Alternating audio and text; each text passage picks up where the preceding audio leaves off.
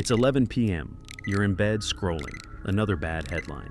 Inflation, rent going up, another mass layoff. You feel that knot in your stomach. And without thinking, you open Amazon. You buy something. You don't need it. But for 30 seconds, you feel better. Congratulations. You just doom spent. And if you're Gen Z, there's a 37% chance you do this on a regular basis. The problem isn't what you bought. The problem is that your brain just learned that anxiety can be cured with money. And that lesson is going to cost you way more than the product ever did. Doom spending isn't impulse buying. That's something else. Doom spending is when you spend money specifically to numb the anxiety the world gives you. The economy, the news, the future you feel slipping through your fingers. It's not seeing a product on sale and caving. It's opening the app without knowing why and buying something, anything, because you need to feel like you're in control of something in your life. Here are the numbers that should scare you. 37% of Gen Z and 39% of millennials admit to doom spending. And here's the ugly part. 47% of Gen Z says it doesn't even make sense to save anymore because the future feels so uncertain they might as well enjoy it now. That sentence right there, that's exactly what the economy wants you to think. And in this video, I'm going to show you why. What makes doom spending so dangerous isn't the money you lose. It's how it rewires your brain. Watch what actually happens. You read bad news.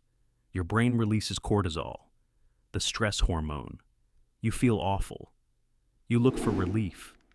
You open a shopping app. And here's the trick most people miss. The pleasure doesn't come when the package arrives. The pleasure comes while you're searching, while you're adding to cart, while you're waiting for that confirmation ding. Your brain releases dopamine, the desire hormone, before you even buy.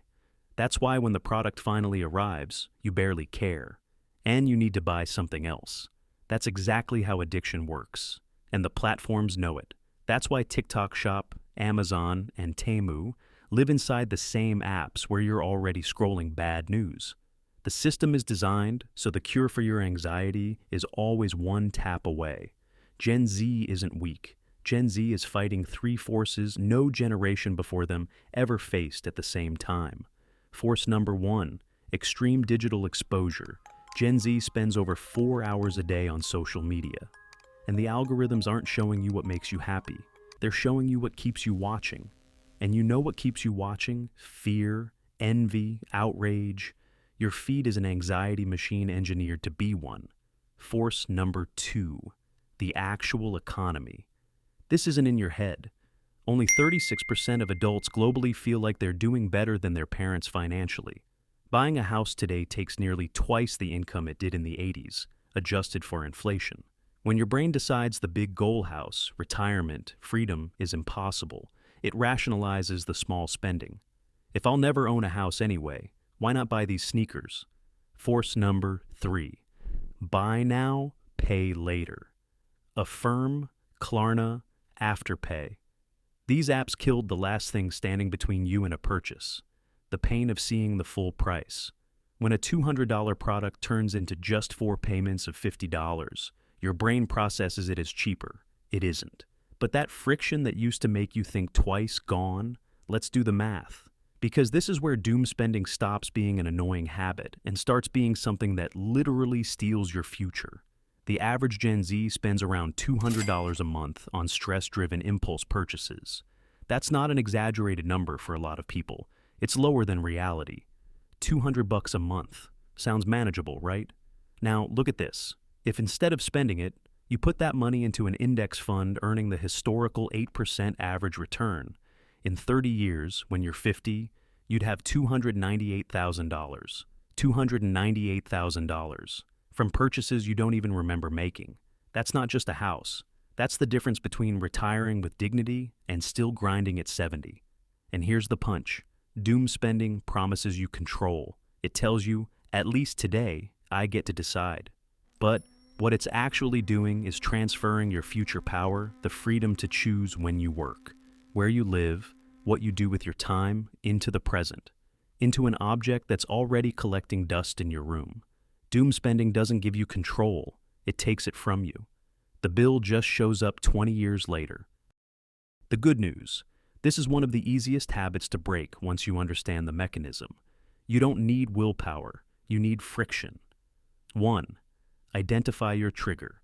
Doom spending doesn't start in the shopping app. It starts with doom scrolling. If you cap your news intake at 15 minutes a day no more, you kill 70% of the problem. The anxiety isn't appearing out of nowhere. You're feeding it. 2. Add friction to your purchases. Remove your saved cards from Amazon, Shine, Temu.